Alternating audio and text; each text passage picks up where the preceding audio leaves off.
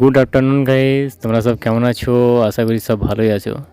তো আমি তো চলে এসেছি, তোমাদেরকে সকালবেলাকার ব্লগেই বলেছি যে মেমরা বেরিয়ে গেল, তো আমি 12:30 নাগাদ আসবো। তো এখন বাজছে 1:10। তো আমরা খাওয়া দাওয়ার দিকেই যাব। মেমরা একবার এখানে এসে খাওয়া দাওয়া করেছে, মানে লুচি ঘুগনি আর বুন্দিয়া খেয়েছে।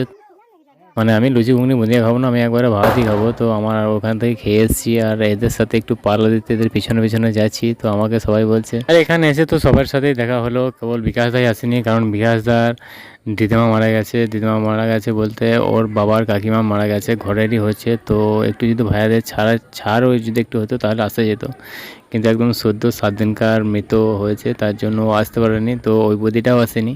আর এদিকে রাখিদিরা এসছে, ওইদিকে জামাইবু আসে নাইকো। আর আমাদের গ্রুপের যে মাঝির ছেলেকোটা আছে, কেবল বিকাশ দাবাদ নিয়ে সবাই এসছে।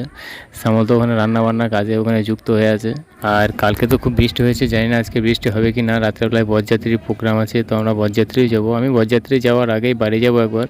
তো বাড়ি থেকে ওখান থেকে যাব। তো আমি তো তোমাদেরকে বলে দিচ্ছি, আমাদের এই বেলার এখান থেকে লোকালেই বিয়ে হয়েছে, তো কোনো অসুবিধা নাই, আমি একাও যেতে পারবো। তো আমি বাড়ি যাবো 4:30 5টা নাগাদ। তো এখন একটু এদের সাথে একটু আনন্দ করে নিই, কারণ এদের সাথে অনেকদিন দেখা হয়নি।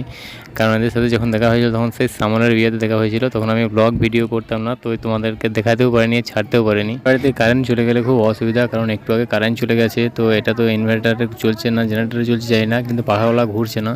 তো এত গরম লাগছে, মানে খাওয়া দাওয়া সব যারা খাচ্ছে তাদেরকে দেখেই বোঝা যাচ্ছে যে কঠিন ব্যাপার, মানে কঠিন গরম এখানে। তো আমি প্যান্ডেলের ছাদের মধ্যে চলে এসেছি, তো ছাদের মধ্যে আছি, তার জন্য আরও তাপ লাগছে এখানে।